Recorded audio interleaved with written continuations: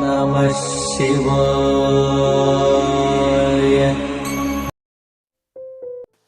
అందరికీ నమస్కారం. శ్రీధర్ రాజ్ యూట్యూబ్ ఛానల్కి స్వాగతం. మహాశివుడు నృత్యానికి మూలకర్త. శివతాండవాన్ని కాళీ తాండవం, సంధ్యా తాండవం, త్రిపుర తాండవం, ఆనంద తాండవం, ఉమా తాండవం, సంహార తాండవం మరియు ఊర్ధ్వ తాండవం అనే 7 రకాలుగా వర్గీకరించారు.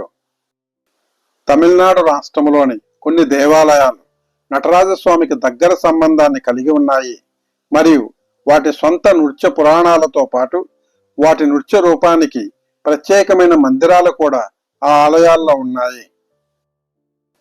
ఈ వీడియోలో మనం తమిళనాడు రాష్ట్రంలో మహాశివుడు విశ్వ నృత్యాన్ని ప్రదర్శించిన 5 సభలు గల శైవ క్షేత్రాలను చూస్తాము. ఈ 5 ఆలయాలలోనూ నటరాజస్వామికి ప్రత్యేక ప్రాధాన్యత ఇవ్వబడినది. ఈ పంచ సభా స్థలాలు గల 5 ఆలయాలలో ప్రతి ఆలయము శివుని విశిష్ట తాండవ నృత్యముతో ముడిపడి ఉన్నది. ఆ 5 ఆలయాలు వరుసగా తిరువలంగాడులోని వడారంజేశ్వర స్వామి ఆలయము, చిదంబరంలోని నటరాజస్వామి ఆలయము, మదురైలోని మీనాక్షి అమ్మవారి ఆలయము, తిరునెల్వేలిలోని నెల్లియప్పర్ ఆలయము, కుట్రాలములోని కుట్రాలనాథర్ ఆలయము. తిరువలంగాడులోని వడారంజేశ్వర స్వామి ఆలయంలోని నృత్య సభను రత్న సభ అంటారు. ఈ ప్రాంతంలో మహాశివుడు కాళీమాతతో నృత్య పోటీలో పాల్గొని ఊర్ధ్వ తాండవ నృత్యము చేసి గెలిచారు. చిదంబరంలోని నటరాజస్వామి ఆలయంలోని నృత్య సభను కనక సభ అంటారు. ఇక్కడ శివుడు సృష్టి లైలను సూచించే ఆనంద తాండవ నృత్యాన్ని పతంజలి, వ్యాఘ్రపాద ఋషుల కోసం చేశారు. మదురై మీనాక్షి అమ్మవారి ఆలయంలోని నృత్య సభను రజత సభ అంటారు. ఈ ప్రాంతంలో శివుడు పార్వతీమాతతో కలిసి సాంధ్య తాండవాన్ని చేశారు. తిరునెల్వేలిలోని నెల్లియప్పర్ ఆలయంలోని నృత్య సభను తామ్ర సభ అంటారు. ఈ ప్రాంతంలో మహాశివుడు వేణువనం అనే పురాతన అటవీ ప్రాంతంలో మునుల కోసము ముని తాండవం చేశారు. కుట్రాలములోని కుట్రాలనాథర్ ఆలయము ఈ ఆలయంలోని నృత్య సభను చిత్రసభ అంటారు. ఈ ప్రాంతంలో అగస్త్య మహర్షి కోరిక మేరకు మహాశివుడు త్రిపుర తాండవం చేశారు. 276 పాడలపెట్ట శైవ క్షేత్రాల యాత్రలో భాగంగా నేను ఈ 5 క్షేత్రాలను వివిధ రోజుల్లో దర్శించి మన శ్రీధర్ రాజ్ ఛానల్లో అప్లోడ్ చేసి ఉన్నాను.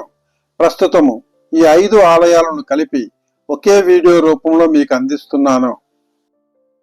ఈ వీడియో ఆ 5 ఆలయాల గురించి క్లుప్తంగా చెప్పడంతో పాటు ఆ ఆలయాలకు ఎలా వెళ్ళాలి, ఎక్కడ స్టే చేయాలి అనే విషయాలతో పాటు ఆ ఆలయాలకు సమీపంలో ఏవైనా ముఖ్యమైన దివ్యదేశాలు, పాడలపెట్ట స్థలాలు ఉంటే తెలియజేస్తాను. సమయం ఉంటే దర్శించండి.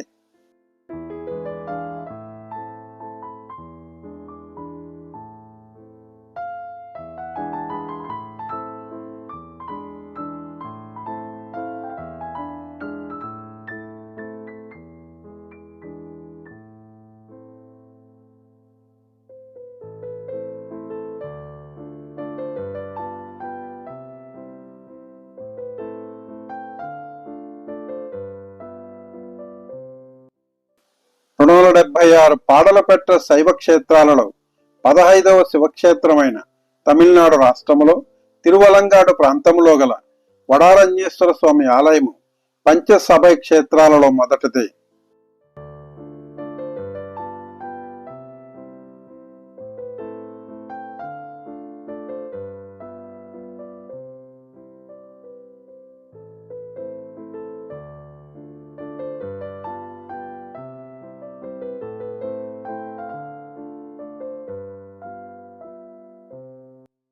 ఈ ఆలయము శివపరమాత్ముడు ఊర్ధ్వ తాండవ నృత్యము చేసి భద్రకాళికామాతను ఓడించిన రత్నసభ గల ప్రాంతము.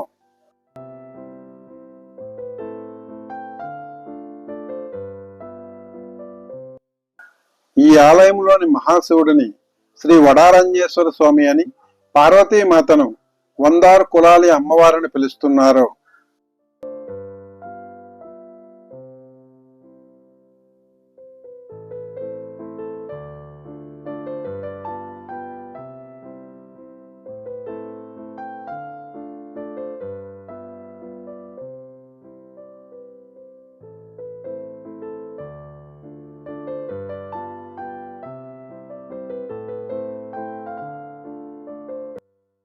ఈ ఆలయ పవిత్ర కోనేరు ముక్తి తీర్థము. ఈ ఆలయ స్థల వృక్షము మర్రి చెట్టు.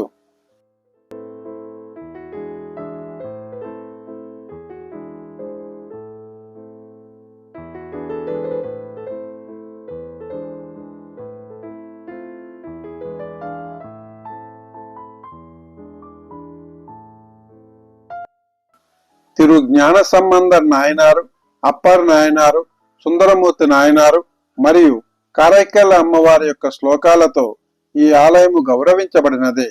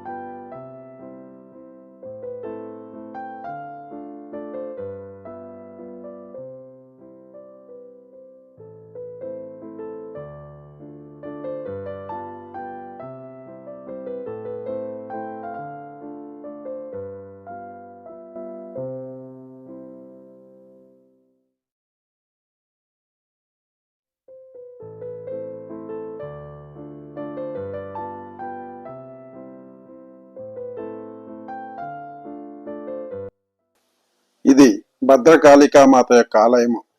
మొదట భద్రకాళికామాతను దర్శించుకున్నాకే ప్రధాన ఆలయంలోని శివుడిని దర్శించాలి. ఇది శివపరమాత్ముడు కాళికామాతకి ఇచ్చిన వరము.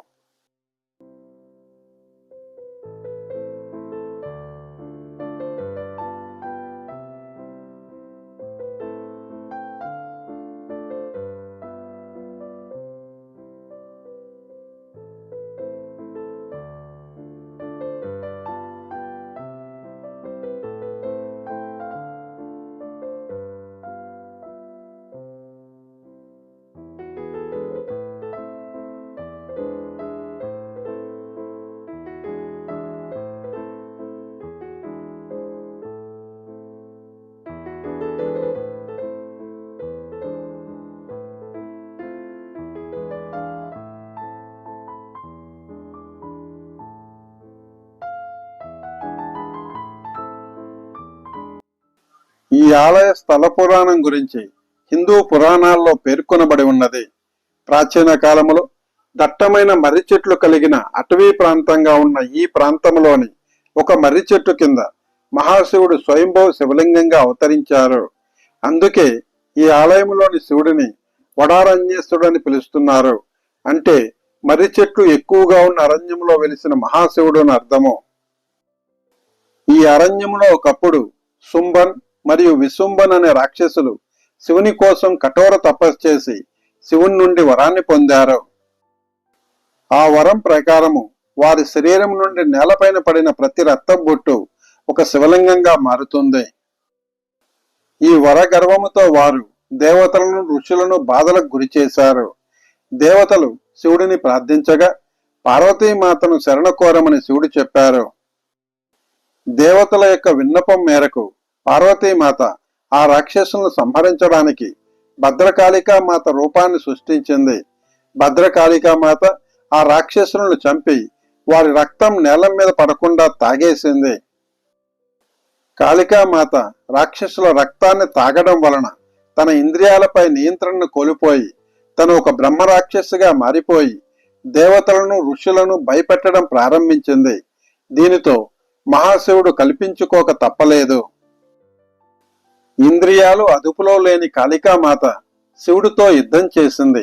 వారి యుద్ధానికి సమస్త విశ్వం నాశనమవుతుందని భావించిన బ్రహ్మ విష్ణుమూర్తులు వారి యుద్ధాన్ని ఆపి ఒక ఒప్పందానికి తీసుకుని వచ్చారు. మహాశివుడు కాళికామాతను యుద్ధానికి బదులు నృత్య పోటీకి సిద్ధపడేలా చేశారు. నృత్యములో ఎవరు గెలిస్తే వారికి తిరువలంగాడు ప్రాంతంపై ఆధిపత్యం లభిస్తుందని చెప్పారు. ఈ నృత్య ప్రదర్శనకు పార్వతీమాత, నారదముని, మహావిష్ణువు, బ్రహ్మదేవుడు, ముంజుకేశ మహర్షి మరియు కర్కోటక మహర్షులు వీక్షించారు. ఈ నృత్య పోటీలో మహాశివుడు 17 రకాల నృత్య భంగిమలను ప్రదర్శించారు. ఆ భంగిమలను కాళికామాత చాలా తేలికగా పునరావృతం చేసినది. ఎంతకీ నృత్యములో విజేత ఎవరో తేలకపోయేసరికి తప్పని పరిస్థితుల్లో పరమశివుడు ఊర్ధ్వతాండం అనే వేగవంతమైన నృత్యం చేశారు. శివుడు ఉద్దేశపూర్వకంగా తన ఎడమ చెవిపోగును నేలపైన పడవేసి కుడికాలు మీద నిలబడి తన ఎడమకాలు బొటనవేలుతో చెవిపోగును ఎత్తుకుని నృత్య భంగిమలో తిరిగి చెవికి ధరించారు. శ్రీమూర్తి అయిన కాళికామాత ఆ నృత్య భంగమును చేయకూడదు కనుక తన ఓటమిని అంగీకరించింది. ఈ ఆలయంలోని నటరాజస్వామి విగ్రహం యొక్క ఎడమకాలు దాదాపు ఎడమ చెవికి తాకినట్లు కనిపిస్తుంది. ఓటమి బాధతో ఉన్న కాళికామాతను శాంతపరచడానికి మహాశివుడు ఈ ఆలయంలో మొదట కాళికామాతను దర్శించుకున్న తర్వాతనే తనను దర్శించితేనే ఫలితం ఉంటుందని వరమిచ్చారు. ఈ ఆలయ ప్రాంగణంలో కోనేరుకు సమీపాన కాళికామాతకు ప్రత్యేక మందిరము కలదు. ఈ ఆలయంలోని కాళికామాత ప్రపంచంలోని అన్ని భద్రకాళికామాత ఆలయాల్లో లాగా రౌద్రమూర్తిగా కాకుండా శాంతమూర్తిగా కనిపిస్తారు.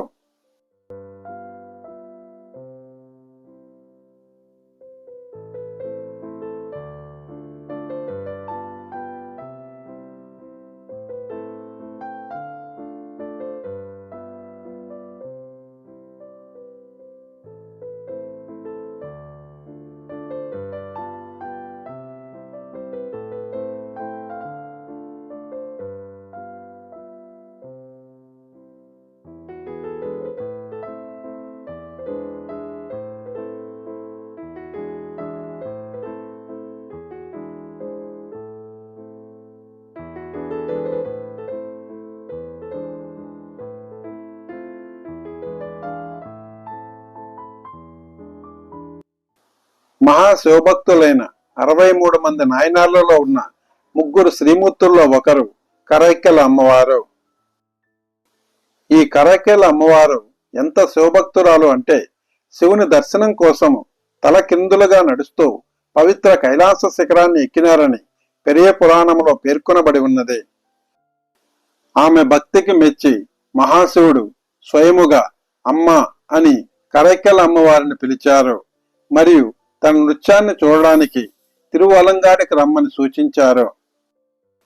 కరైక్కల అమ్మవారి కోసము పార్వతీ పరమేశ్వరులు కలిసి ఈ తిరువలంగాడులో ఆనంద నృత్యం చేశారు. కరైక్కల అమ్మవారు తన చివరి రోజులు ఈ తిరువలంగాడులో గడిపి రత్నసభలోని జీవసమాధి అయ్యారు.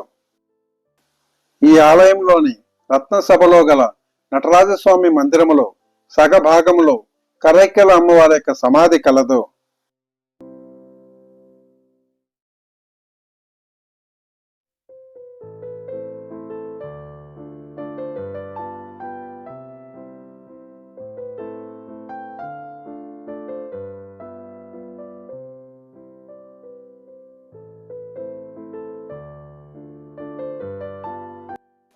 ఈ ఆలయము తమిళనాడు రాష్ట్రంలోని తిరువళ్ళూరు పట్టణానికి సుమారు 15 కిలోమీటర్ల దూరంలో కలదు. అరుక్కోణం చెన్నై రైల్వే మార్గంలో తిరువలంగాడు రైల్వే స్టేషన్ కలదు. ఈ రైల్వే స్టేషన్ కి సుమారు 5 కిలోమీటర్ల దూరంలో ఈ ఆలయము కలదు. ఆటోలో గాని స్థానిక బస్సుల్లో గాని ఈ ఆలయాన్ని చేరవచ్చు.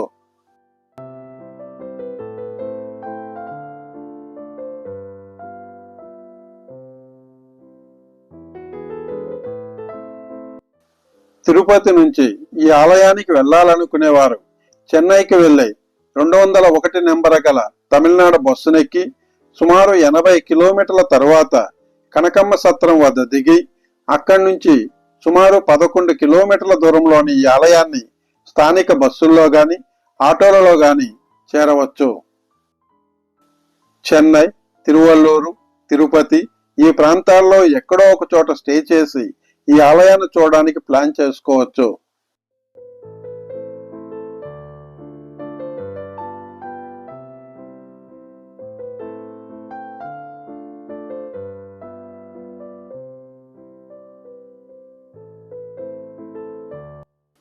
ఈ ఆలయము ఉదయం 7 గంటల నుంచి మధ్యాహ్నం 12:30 వరకు మరియు సాయంత్రం 4 గంటల నుంచి రాత్రి 8 గంటల వరకు తెరిచి ఉంటుంది.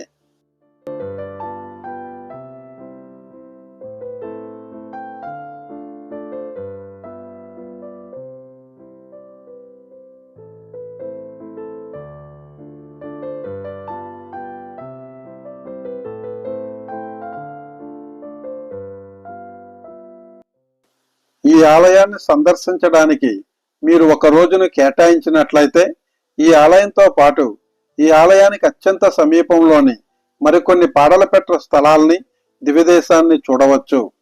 అవి 276 పాడలపెట్ట శైవ క్షేత్రాలలో 13వ శివక్షేత్రమైన ఇలంబియం కొట్టూరులోని శ్రీ అరుంబేశ్వర ఆలయము, 276 పాడలపెట్ట శైవ క్షేత్రాలలో 14వ శివక్షేత్రమైన తిరువిర్కోలంలోని త్రిపురాంతకేశ్వర ఆలయము, 276 పాడలపెట్ట శైవ క్షేత్రాలలో 16వ శివక్షేత్రమైన తిరుపచ్చూరులోని శ్రీ వాచేశ్వర ఆలయము, 108 వైష్ణవ దివ్యదేశాలలో 59వ దివ్యదేశమైన తిరువల్లూరులోని శ్రీ వీరరాఘవ స్వామి ఆలయము,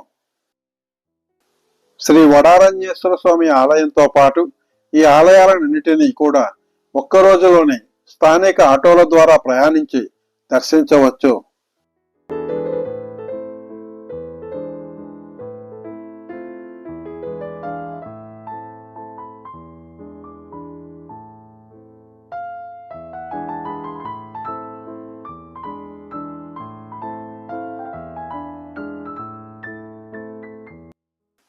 ఇది అమ్మవారి యొక్క మందిరము.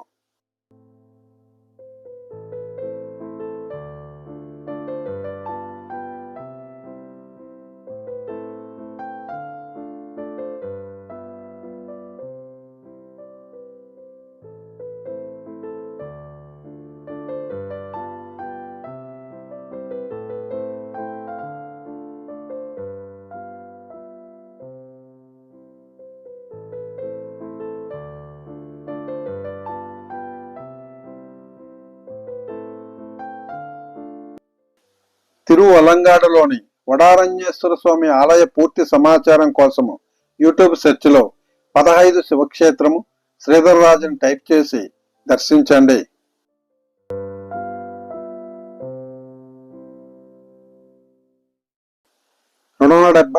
పాడలపెట్ట శైవ క్షేత్రాలలో 56వ శివక్షేత్రమైన తమిళనాడు రాష్ట్రములో కడలూరు జిల్లాలోని చిదంబరం పట్టణములో గల నటరాజస్వామి ఆలయం పంచసభై క్షేత్రాలలో 2వది. తన భక్తులైన పతంజలి మరియు వ్యాఘ్రపాద ఋషుల కోసము మహాశివుడు ఈ ప్రాంతంలో ఆనంద తాండవ నృత్యం చేశారు. ఈ ఆలయంలోని నృత్య సభను కనక సభ అంటే బంగారు సభ అంటారు. ఈ ఆలయంలోని మహాశివుడిని నటరాజస్వామి అని, పార్వతీమాతను శివగామి సుందరి అమ్మవారిని పిలుస్తున్నారు.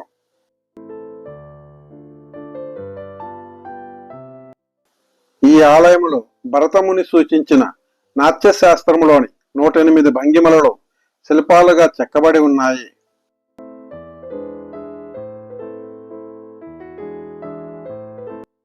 మహాశివుని యొక్క పంచభూత క్షేత్రాలలో ఈ చిదంబర ఆలయము ఆకాశానికి ప్రతీక.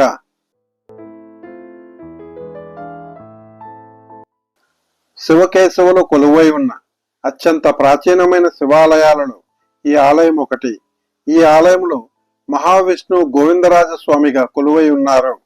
ఇది 108 వైష్ణవ దివ్యదేశాల్లో 40వ దివ్యదేశం కూడా.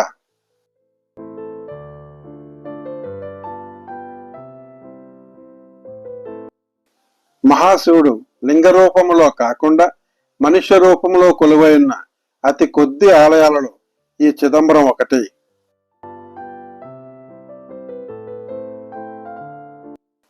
ఈ పవిత్ర క్షేత్రాన్ని నిశితముగా పరిశీలించి పరిశోధించడానికి ఒక మనిషికి జీవితకాలం కూడా సరిపోదు. చిత్, అంబరం, చిదంబరం. చిత్ అంటే జ్ఞానము, అంబరం అంటే ఆకాశము. ఒక్క మాటలో చెప్పాలంటే అనంతమైన విజ్ఞానం కలిగి ఉన్న ప్రాంతము ఈ చిదంబరము. చిదంబరములో చిదంబరుడు అని శివుడిని పిలుస్తారు. అంటే జ్ఞానం అనే వస్త్రాన్ని ధరించిన వాడని అర్థము. ఈ చిదంబర ఆలయములో ఖగోళ, వాస్తు, శిల్ప, అర్ధ, వైద్య, గణిత, వృక్ష శాస్త్రాల వంటి అనేక శాస్త్రాల విజ్ఞానము కలదు.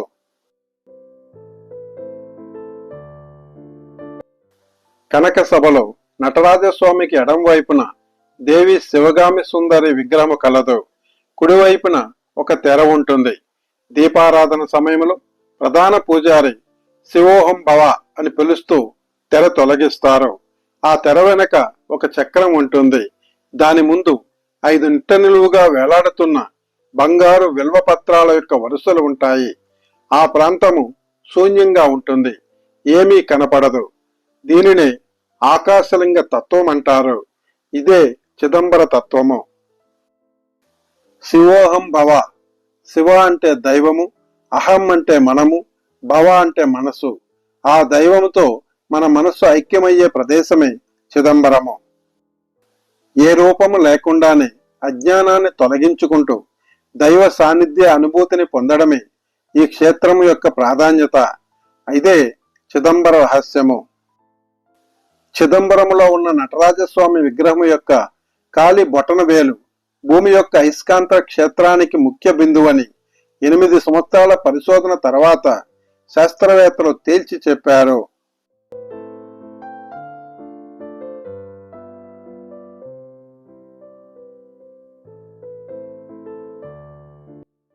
ఈ ఆలయ స్థల పురాణం ప్రకారము ప్రాచీన కాలంలో ఈ ప్రాంతానికి సమీపములో తిల్లైవనం అంటే మడడోలు ఉండేవి. ఆ ప్రాంతంలో ఋషులు నివసించేవారు. వారు భగవంతుడి కన్నా మంత్రశాస్త్రాన్ని, యజ్ఞ యాగాదులను ఎక్కువగా నమ్మేవారు. యజ్ఞ యాగాదులను నిర్వహించి దేవుణ్ణి సైతం నియంత్రించవచ్చని భావించారు. వీరి అతి నమ్మకాన్ని వమ్ము చేయడానికి మహాశివుడు పార్వతీమాతతో కలిసి సాధారణ యాత్రికులుగా ఈ అడవిలో ప్రవేశించారు. పరమశివుని యొక్క రూప లావణ్యానికి ఋషుల భార్యలు ముగ్ధులైనారు. దీనితో ఋషుల కోపముతో తమ మంత్రశక్తితో శివుడిని కట్టడి చేయడానికి ప్రయత్నించారు. మహర్షులు అనేక విషసర్పాలను సృష్టించి శివునిపైకి వదలగా మహాశివుడు వాటిని నడుముకి ఆభరణాలుగా ధరించారు. ఋషులు క్రూరమైన పులిని పంపగా దాని చర్మాన్ని వలిచి నడుముకి వస్త్రంగా శివుడు ధరించారు. ఋషులు విపరీతమైన కోపముతో తమ తపశ్శక్తినంతా ఉపయోగించి ముయలకన్ అనే అజ్ఞానానికి, గర్వానికి చిహ్నమైన శక్తివంతమైన రాక్షసుని సృష్టించగా వాడిని శివపరమాత్ముడు ఓడించి అతని వెన్నుముక పైన కాలు మోపి కదలకుండా చేసి ఆనంద తాండవం చేశారు. శివుని యొక్క నిజస్వరూపాన్ని చూసిన ఋషులు జ్ఞానోదయమై త్రిమూర్తులు యజ్ఞ యాగాదులకు అతీతులని గుర్తించారు.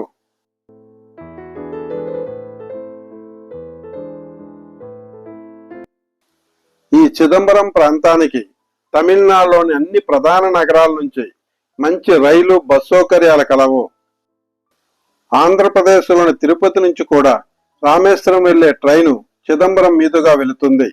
తిరుపతి నుంచి చిదంబరంకి బస్ సౌకర్యం కూడా అందుబాటులో కలదు.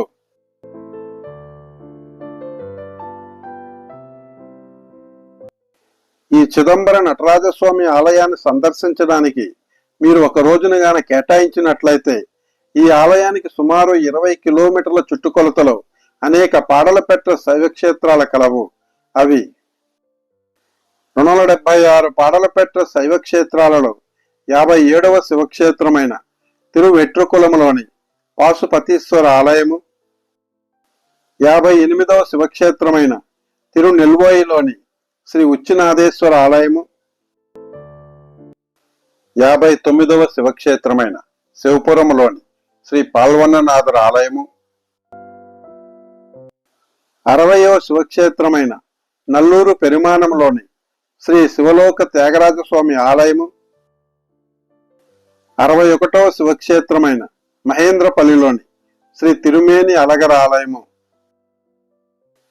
మీకు సమయం ఉంటే ఈ 5 ఆలయాలను కూడా చిదంబరంలో స్టే చేసి దర్శించండి. అదే విధముగా చిదంబరం ఆలయానికి సుమారు 30 కిలోమీటర్ల దూరంలో 71వ పాడలపెట్ట స్థలమైన వైదేశ్వరన్ కోవిల కలదు. సమయం ఉంటే తప్పక దర్శించండి. చిదంబరం నుంచి మైలాడదురై వెళ్లే ప్రతి బస్సు ఈ వైదేశ్వరన్ కోవిల్లో ఆగుతుంది. చిదంబరంలోని నటరాజస్వామి ఆలయము ప్రతిరోజు ఉదయం 6:30 నుంచి 12:30 వరకు మరియు సాయంత్రం 4 గంటల నుంచి రాత్రి 8:30 వరకు తెరిచి ఉంటుంది.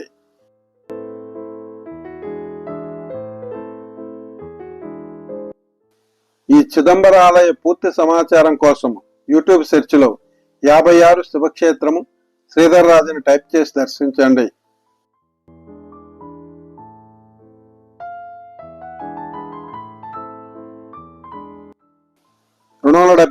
పాడలపెట్ట శైవ క్షేత్రాలలో 247వ శివక్షేత్రమైన తమిళనాడు రాష్ట్రంలో మదురై నగరంలో గల మీనాక్షి అమ్మవారి ఆలయము పంచసభై క్షేత్రాలలో 3వది. ఈ ఆలయంలో పార్వతీమాత పరమశివుడితో కలిసి సాంధ్య తాండవం చేశారు. ఈ ఆలయంలో నృత్య సభను రజత సభ అంటే వెండి సభ అంటారు.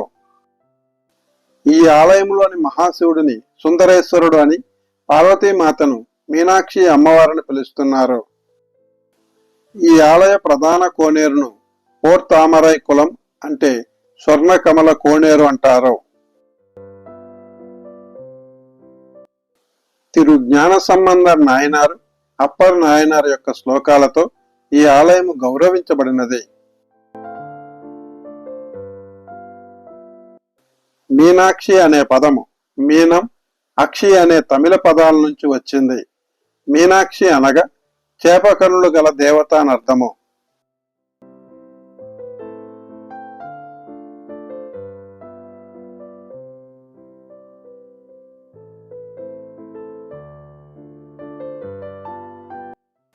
ఈ ఆలయ స్థల పురాణం ప్రకారము మలయధ్వజ పాండ్యరాజు సంతానము కోసము పుత్ర కామేష్టి యాగము చేయగా అగ్ని నుండి పార్వతీమాత శిశువు రూపంలో జన్మించినదే. అగ్ని నుండి బయటకు వచ్చిన అమ్మవారు విచిత్రంగా 3 ఎదలతో జన్మించారు. ఆకాశము నుంచి అశరీరవాణి రాజు రాణితో మాట్లాడుతూ చింతించవద్దని, అపర శక్తివంతురాలైన ఈ అమ్మాయికి తన కాబోయే భర్తను కలుసుకున్న వెంటనే 3వ ఎద అదృశ్యమవుతుందని తెలియచేసినది. రాజు ఆ అమ్మాయికి తాడతగై అనే పేరు పెట్టి 64 కళ్ళల్లో శిక్షణనిచ్చి పరాక్రమవంతురాలుగా మార్చి తన సింహాసనానికి వారసురాలుగా ప్రకటించారు.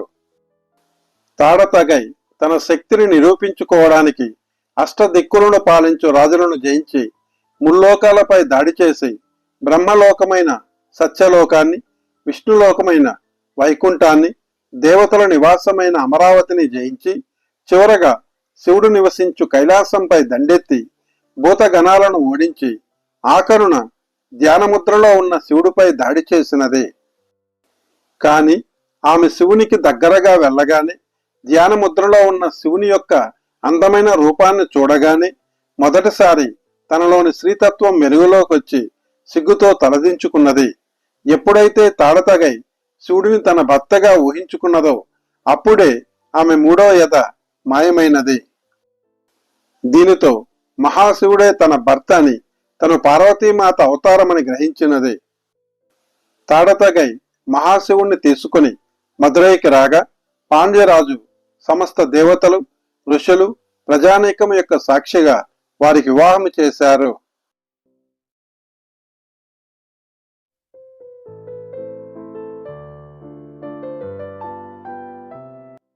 భారతదేశంలో 64 శక్తి పీఠాలలో ఈ ఆలయం మొదటిది కాబట్టి ఈ ఆలయంలో అన్ని పూజలు మొదట అమ్మవారికి జరుగుతాయి, తర్వాతే శివునికి.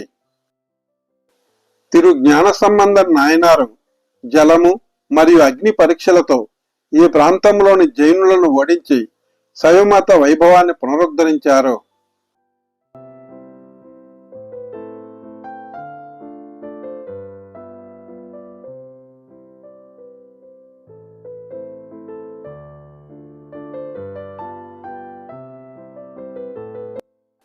ఈ ఆలయానికి 5 ప్రవేశాలు, 14 ప్రధాన రాజగోపురాలు కలవు. వీటిలో దక్షిణ రాజగోపురం పెద్దది.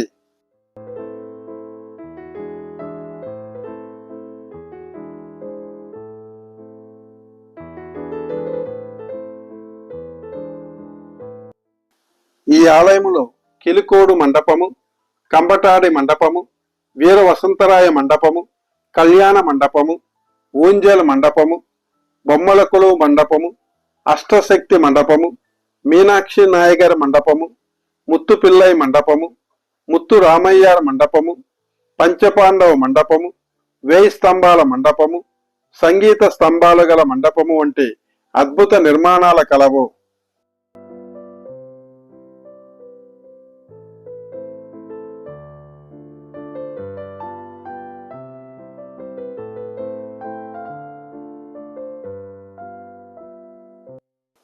ఈ ఆలయాన్ని సందర్శించడానికి మీరు ఒక రోజును గాన కేటాయించినట్లయితే మదురైలోని మరికొన్ని దివ్యదేశాలు మరియు పాడలపెట్ట స్థలాలను దర్శించవచ్చు.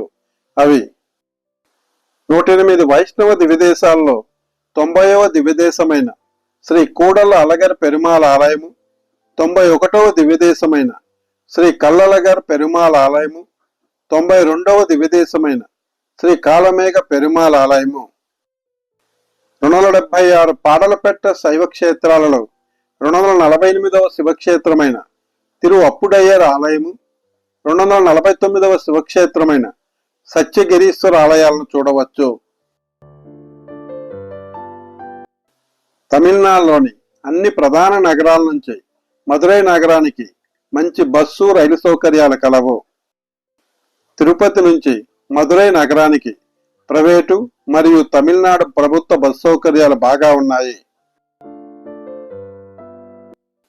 మదురై ప్రధాన బస్టాండ్ అయిన మట్టుతావని బస్టాండ్ నుంచి సుమారు 6 కిలోమీటర్ల దూరంలో కల మీనాక్షి అమ్మవారి ఆలయ ప్రాంతానికి స్థానిక బస్సుల ద్వారా గాని, ఆటోల ద్వారా గాని చేరవచ్చు. మీనాక్షి అమ్మవారి ఆలయం చుట్టుపక్కల మంచి వసతి సౌకర్యాలు కల హోటల్స్ కలవు.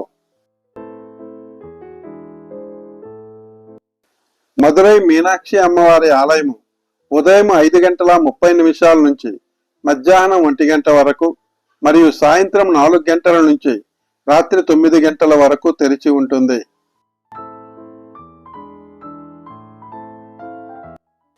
ఈ ఆలయ పూర్తి సమాచారం కోసము యూట్యూబ్ సెర్చ్లో 247 శివక్షేత్రము శ్రీధర్ రాజన్ టైప్ చేసి దర్శించండి.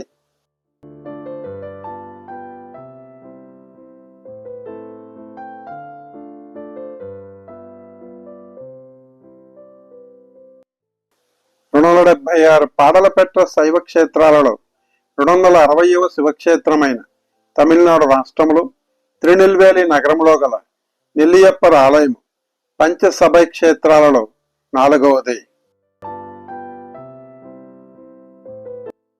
ఈ ప్రాంతంలో మహాశివుడు వేణువనం అనే పురాతన అటవీ ప్రాంతంలో మునితాండవం చేసి మునులను చూపించారు. ఈ ఆలయంలోని శివుని నృత్య సభను తామ్ర సభ అంటే రాగి సభ అంటారు. ఈ ఆలయంలోని మహాశివుడిని నెల్లియప్పరని, పార్వతీమాతను కాంతిమతి అమ్మవారిని పిలుస్తున్నారు.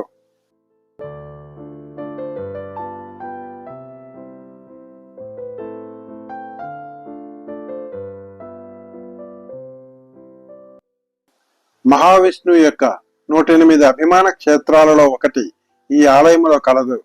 మహావిష్ణువు గోవిందరాజ పెరుమాలుగా సైనభంగిమలో కలరు. మహావిష్ణువు శివపార్వతుల యొక్క వివాహాన్ని దగ్గరుండి జరిపించారని ఈ ఆలయ స్థలపురాణంలో తెలపబడి ఉన్నది.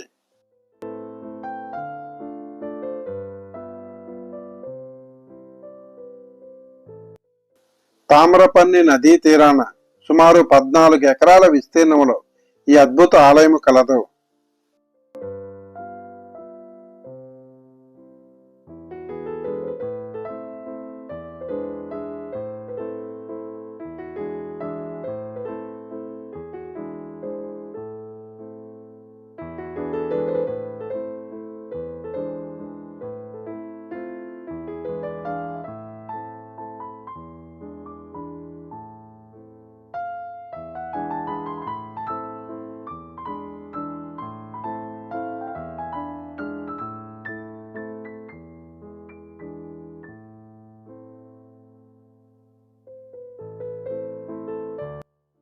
ఈ ఆలయం మధ్య ప్రాకారంలో మహిషాసుర మర్దిని అమ్మవారి యొక్క సన్నిధి, 63 మంది నాయనార్ల యొక్క విగ్రహాలు, సప్త మాత్రికలు, పొల్లా పిల్లియారగా పిలువబడే వినాయకుని యొక్క మందిరము కలవు.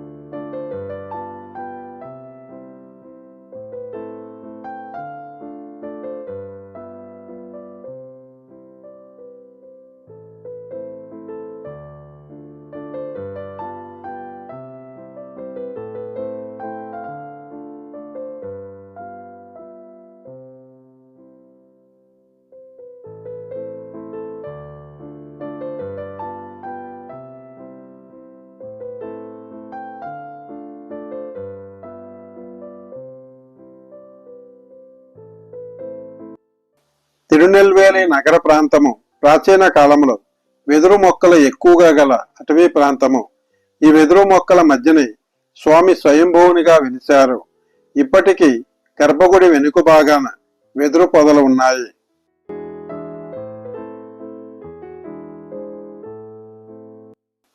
తిరునెల్వేలిని పురాణ కాలంలో వేణువనం అని పిలిచేవారు. వేణువనం అంటే వెదురు అడవి అని అర్థము. అందుకే స్వామిని వేణునాథుడు అని కూడా పిలుస్తున్నారు.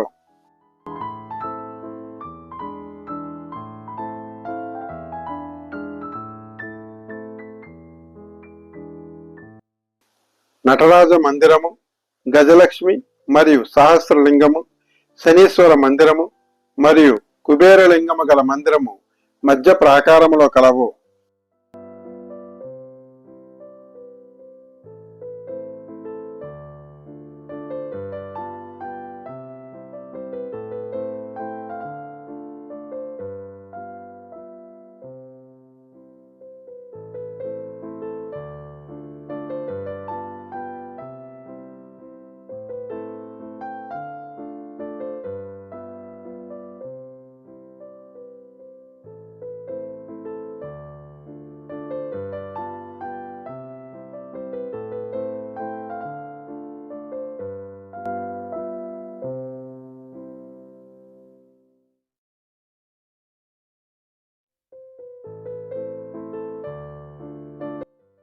తొంభై 96 స్తంభాలు కలిగిన ఊంజల మండపానికి సమీపంలో 2 పెద్ద స్తంభాలను ఒకే రాయితో 48 ఉపస్తంభాలుగా చేశారు.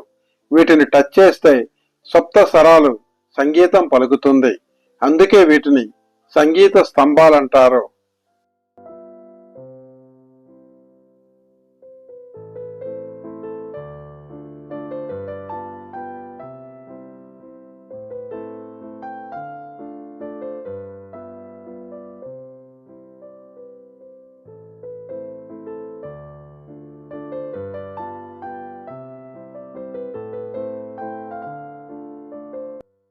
ఈ ఆలయములో విశాలమైన నంది మండపము కలదు. ఈ మందిరానికి చుట్టూ 1000 స్తంభాలు కలిగిన బాహ్య ప్రాకారము కలదు. ఈ బాహ్య ప్రాకారములో అనేక ఉపదేవతల యొక్క మందిరాలు కలవు. వీటిలో సుబ్రహ్మణ్య స్వామి యొక్క మందిరము అద్భుత శిల్పకళతో అలరారుతున్నది.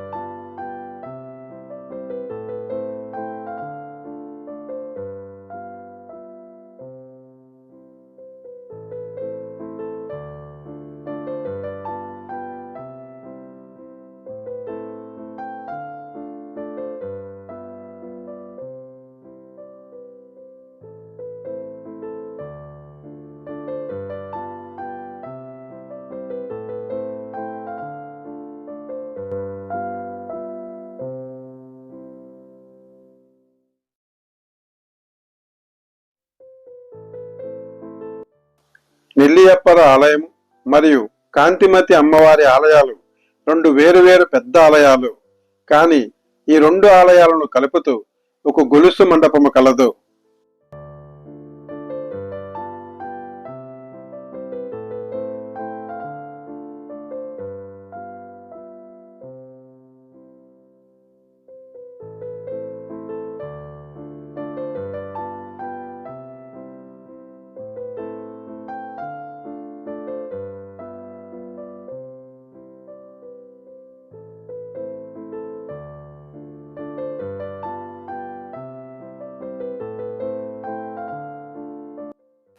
ఈ గొలుసు మండపాన్ని ఆనుకొని ఆలయ పవిత్ర తీర్థమైన స్వర్ణ తీర్థము కలదు.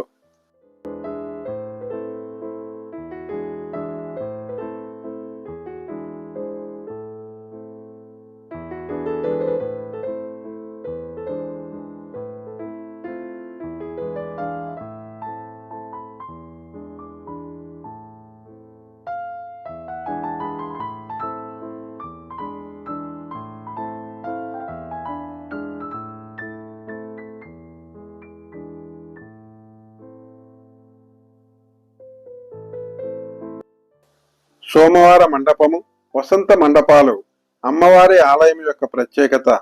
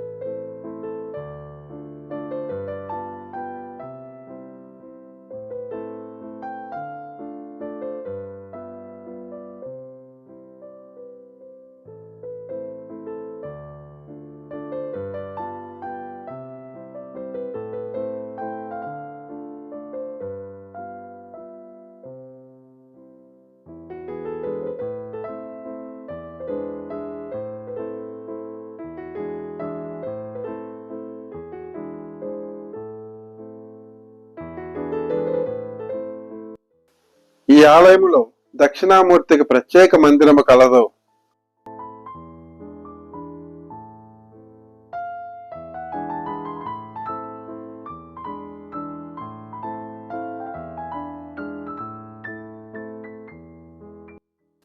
నెల్లియప్పర ఆలయమున్న తిరునెల్వేలి నగరానికి సుమారు 50 కిలోమీటర్ల దూరంలో తిరుచెందూరులో సుబ్రహ్మణ్య స్వామి యొక్క ఆలయము కలదు.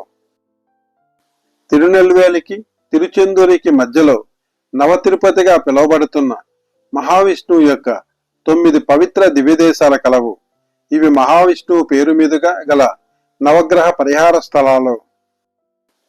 తిరునెల్వేలి నుంచి ఈ ఆలయ ప్రాంతాలకు స్థానిక బస్సు మరియు ఆటోల సౌకర్యం బాగా ఉన్నది. సమయం ఉంటే దర్శించండి.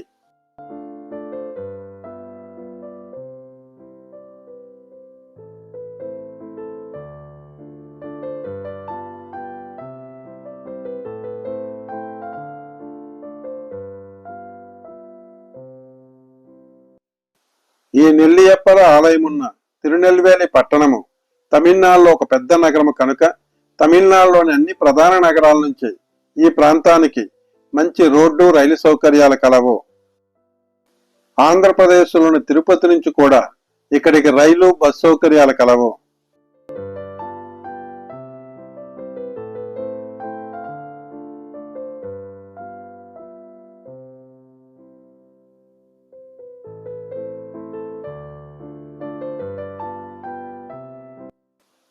ఈ ఆలయం ఉదయం 6:30 నుంచి మధ్యాహ్నం 12 గంటల వరకు మరియు సాయంత్రం 4:30 నుంచి రాత్రి 8:30 వరకు తెరిచి ఉంటుంది.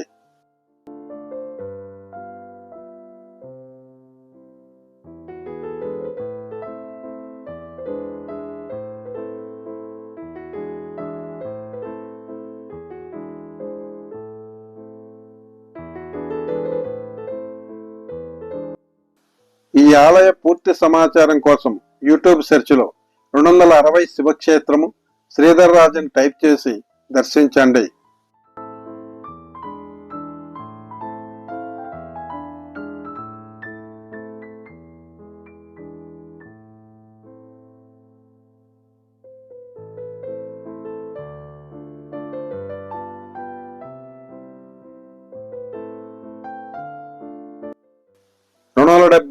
పాడలపెట్ట శైవ క్షేత్రాలలో 259వ శివక్షేత్రమైన తమిళనాడు రాష్ట్రంలో తెన్కాసి పట్టణానికి సుమారు 6 కిలోమీటర్ల దూరంలో కుట్రాలం ప్రాంతంలో గల కుట్రాలనాథర్ ఆలయము పంచసభ క్షేత్రాలలో 5వది.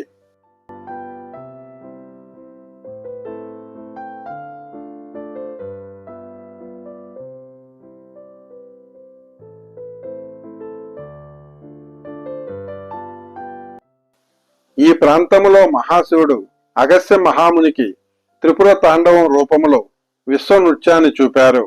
ఈ ఆలయంలో నృత్య సభను చిత్రసభ అంటారు.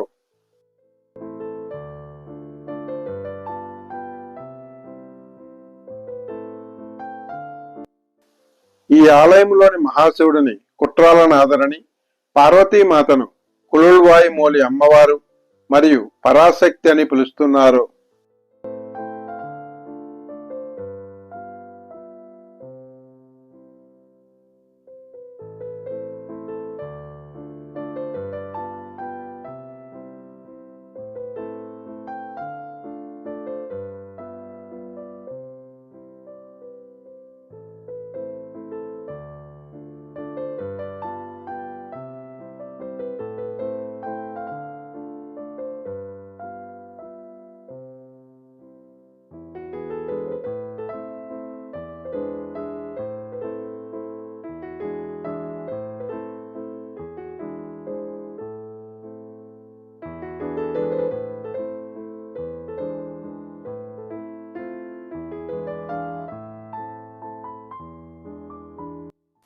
ఈ ఆలయ పవిత్ర కోనేరును శివమధు గంగ, చిత్రనది అని పిలుస్తున్నారు.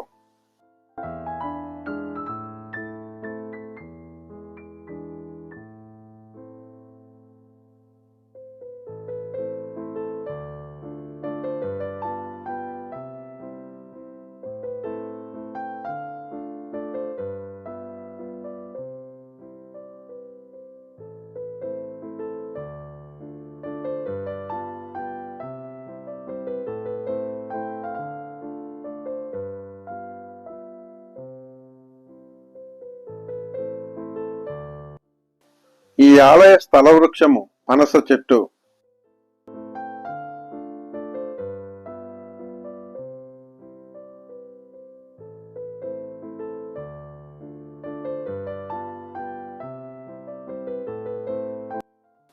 తిరు జ్ఞాన సంబంధర్ నాయనార్ యొక్క శ్లోకాలతో ఈ ఆలయము గౌరవించబడినది.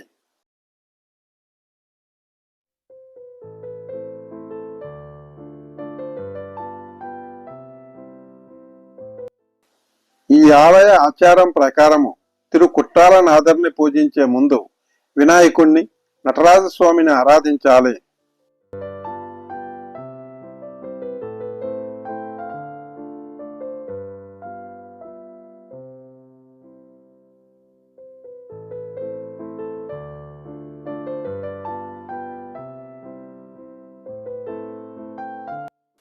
ప్రాచీన కాలంలో వైష్ణవ క్షేత్రముగా ఉన్న ఈ ఆలయాన్ని శివాలయముగా అగస్త్య మహర్షి మార్చేటప్పుడు మహావిష్ణువు యొక్క తలపై చేతిని ఉంచి శివలింగముగాను, లక్ష్మీదేవిని కులల్వాయిమూలి అమ్మవారిగాను, భూదేవిని పరాశక్తిగాను మార్చారు.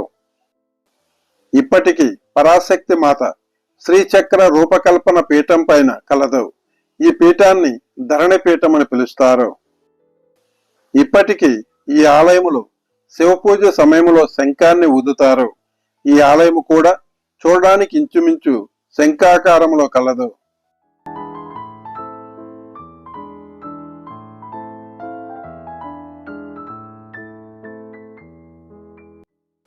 ఈ ఆలయములో 4 వేదాలను సూచించే 4 ప్రవేశ ద్వారాలు ఉన్నాయి. మరియు శివుని నృత్యాన్ని ఆస్వాదించడానికి వచ్చిన సమస్త దేవతల కోసము పిలవేంద్రన మార్గము కలదు.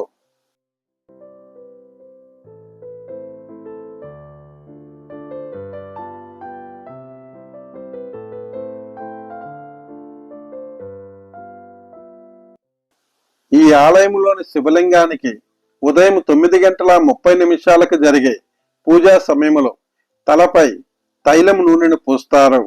ఈ నూనెను ఆవు పాలు, పచ్చి కొబ్బరి, గంధము మరియు 42 ఆయుర్వేదిక మొక్కలను కలిపి 90 రోజుల పాటు మరిగించి సాంప్రదాయ పద్ధతిలో ఉత్పత్తి చేసిన స్వచ్ఛమైన సొంటి నూనెను కలిపి చేస్తారు. అభిషేకం తర్వాత ఆ నూనెను భక్తులకు ప్రసాదంగా ఇస్తారు. విపరీతమైన తలనొప్పితో బాధపడేవారు ఈ తైల ప్రసాదాన్ని నుదుటికి రుద్దుకొని ఉపశమనం పొందుతున్నారు.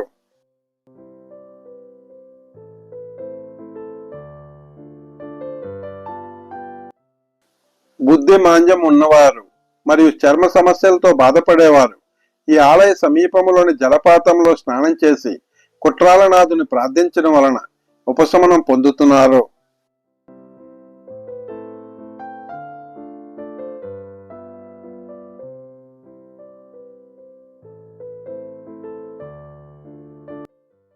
తమిళనాడులోని 64 శక్తి పీఠాల్లో ఈ ఆలయం కూడా ఒకటి.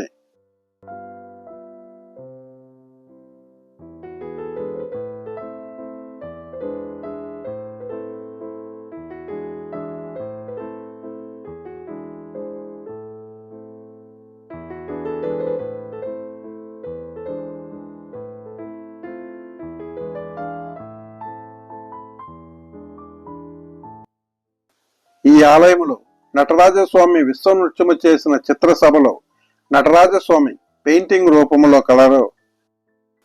నిర్మాణ పరంగా తమిళనాడులోని ఇతర సభలను పోలి ఉన్నప్పటికీ లోపలి భాగంలో ఇతిహాసాల చిత్రాలను వర్ణించే వందలాది కుడ్య చిత్రాలు ఈ చిత్రసభలో కలవు.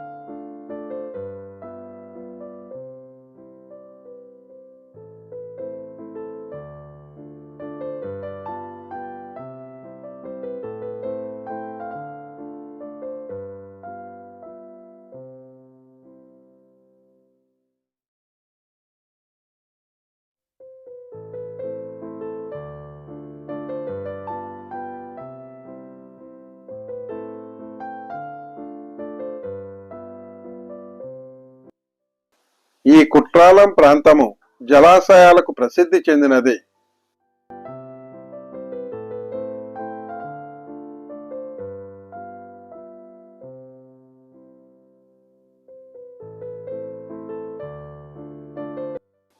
తమిళనాడులోని అన్ని ప్రధాన నగరాల నుంచి తెన్కాశీ పట్టణానికి మంచి బస్సు, ట్రైన్ సౌకర్యం కలదు. తెన్కాశీ నుంచి కుట్రాలంకి స్థానిక బస్సు మరియు ఆటోల సౌకర్యం బాగా ఉన్నది. ఆంధ్రప్రదేశ్లోని తిరుపతి నుంచి తెన్కాశీకి బస్సు, ట్రైన్ సౌకర్యం కలదు.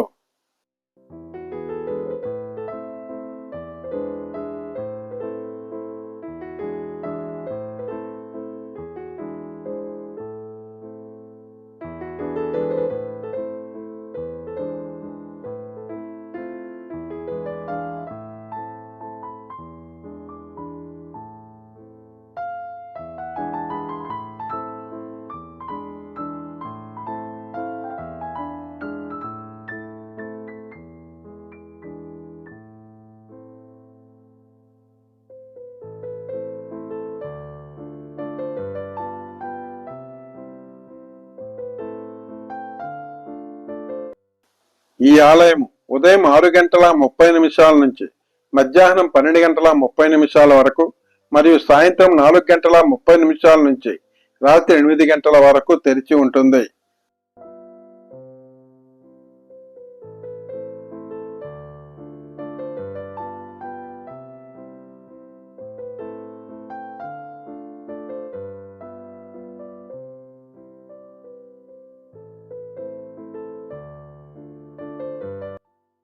ఈ ఆలయ పూర్తి సమాచారం కోసం యూట్యూబ్ సెర్చ్ లో 259 శివక్షేత్రము శ్రీధర్రాజును టైప్ చేసి దర్శించండి.